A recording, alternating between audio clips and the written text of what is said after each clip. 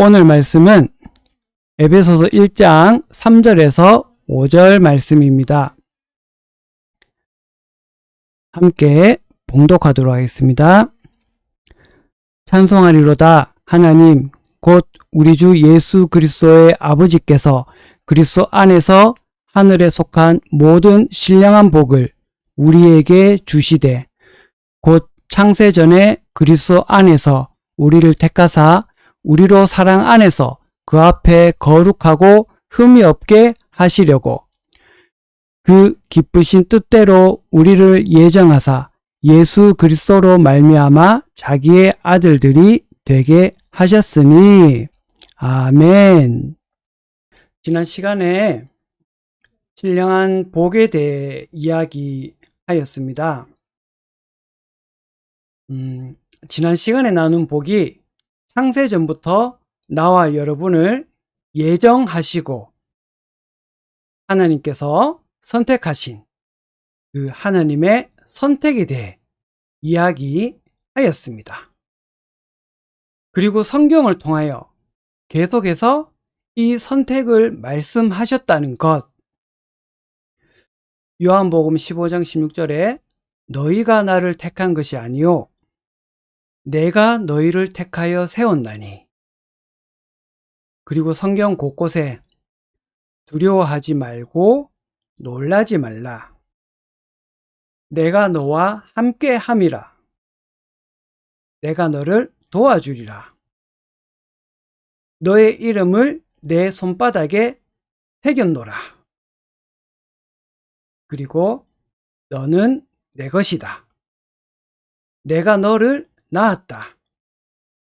너를 눈동자처럼 지킨다. 전적인 하나님의 은혜에 의한 하나님의 선택하심으로 예정을 입은 저와 여러분의 복에 대해 이야기하였습니다.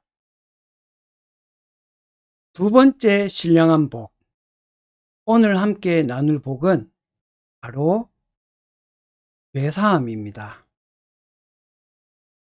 하나님께서 법정에서, 하늘 법정이죠. 너는 의인이다라고 판결이 나고 너는 나의 자녀다 라고 부르시고 우리가 아바 아버지라 부를 수 있는 것은 바로 이 죄사함이 있기 때문입니다.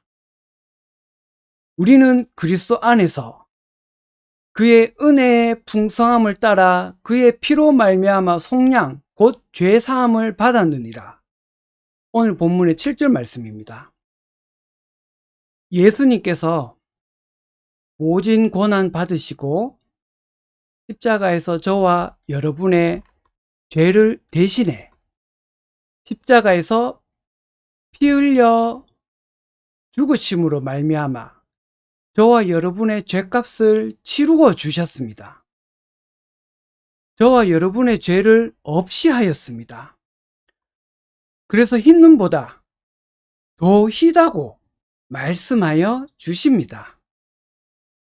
이 죄사함의 은혜, 저희의 공로는 전혀 없는 아버지 하나님의 사랑하심과 예수 그리스도의 자발적인 순종과 사랑함으로 전적으로 이루어진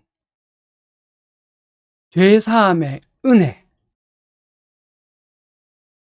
이 은혜가 있기에 저희는 이렇게 숨을 쉴 수가 있고 이 은혜 안에서 자유할 수가 있으며 참으로 기뻐할 수 있습니다. 영원히 죽을 수밖에 없는 사망에서 영원한 생명으로 옮겨졌다는 의미입니다. 내가 영원한 삶을 소망하고 바라볼 수 있다는 것입니다. 영혼을 사모하는 마음을 우리에게 주신 하나님께서 지금 나와 함께 하신다는 의미입니다. 성령님께서 함께 하십니다.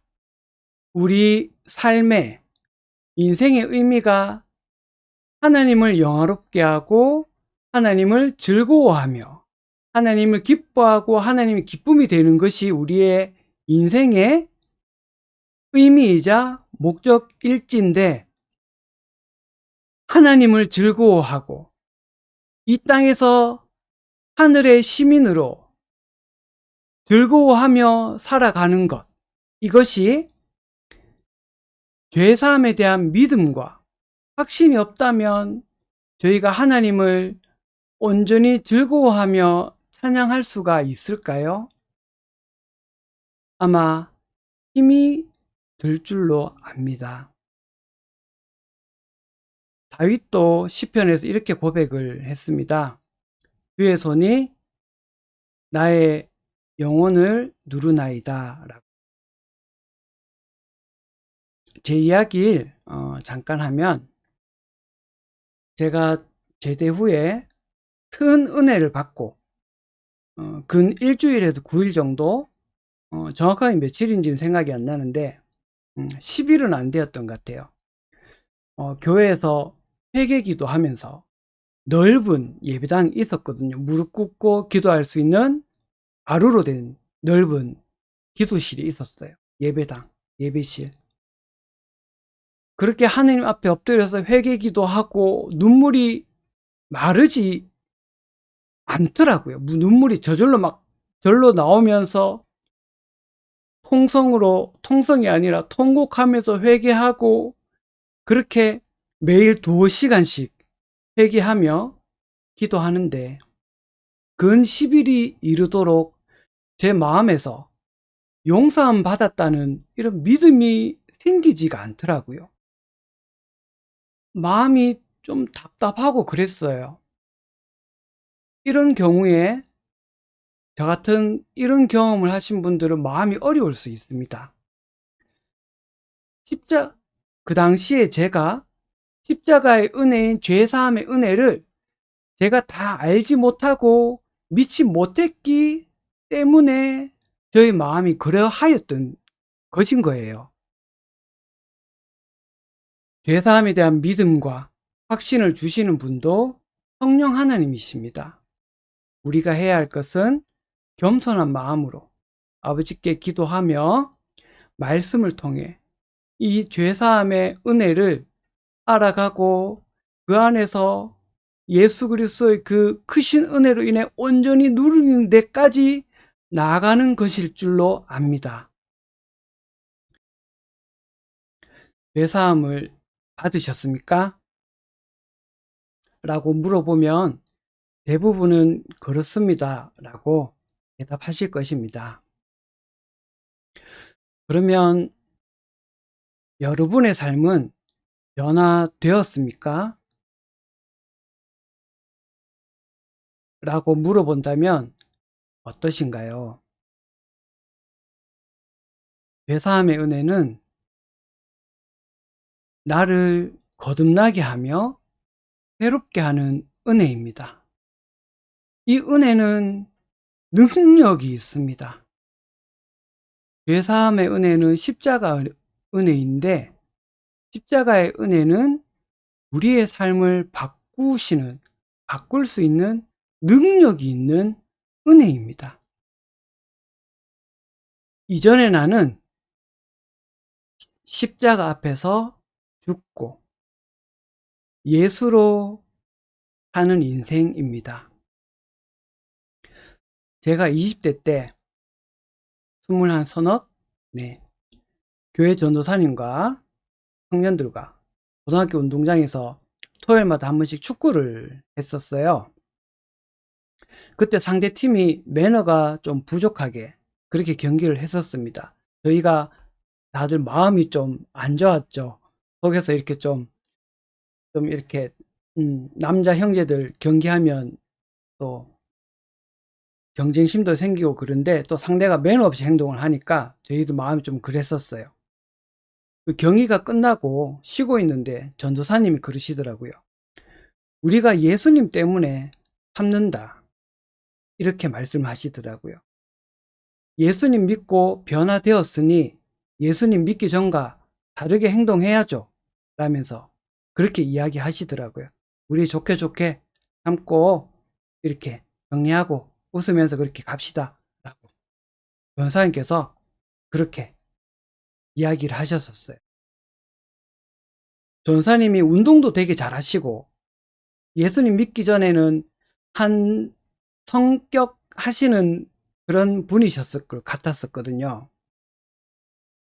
이처럼 억울한 상황에서도 나를 용서하신 그 은혜로 다른 사람의 잘못을 용서하고 더 나아가 나를 용서할 뿐 아니라 사랑하시는 예수님처럼 다른 사람을 용서하고 사랑하는 마음으로 기도해 줄 수 있는 것. 그것이 나는 죽고 예수로 사는 삶. 죄사함의 은혜 안에 있을 때 가능한 것이죠. 나의 죄가 모두 사하여졌다는 그 기쁨, 그 감격, 그리하여 하느님 앞에서 하느님을 마음껏 찬양할 수 있다는 것. 십자가의 은혜. 내 삶을 변화시키는 십자가의 은혜이자 능력입니다. 죄사함의 은혜가 나에게 흐르면 작은 일에도 감사하고 기뻐하고 하나님을 찬양하며 즐거워할 수 있습니다. 항상 기뻐하라. 쉬지 말고 기도하라. 범사에 감사하라. 가 나의 삶이 될 수 있는 것입니다. 나의 모든 죄를 대신 짊어지시고 십자가에서 피 흘리시고 죽으시어 나의 죄값을 치루어 주셔서 나를 죄 없다 선포하시고 아버지 하나님의 자녀로 삼아주신 이 은혜 안에 있을 때 어떻게 되는지 사도 바울은 성령님을 통해 이미 알았었습니다. 6절에 보면 이는 그가 사랑하시는 자 안에서 우리에게 거저 주시는 바 그의 은혜의 영광을 찬송하게 하려는 것이라. 이 은혜 안에 있으면 하나님을 찬송할 수밖에 없는 것이죠. 십자가의 은혜, 죄사함의 은혜, 이 끝을 알 수 없는 은혜 안에 깊이 잠기어 감동하며 감사하며 하나님을 찬양하고 영원을 바라보게 해주신 우리 하나님을 바라볼 수 있다는 것만으로도 내가 기뻐하고 찬양하는 저와 여러분 모두 되기를 진심으로 축복합니다.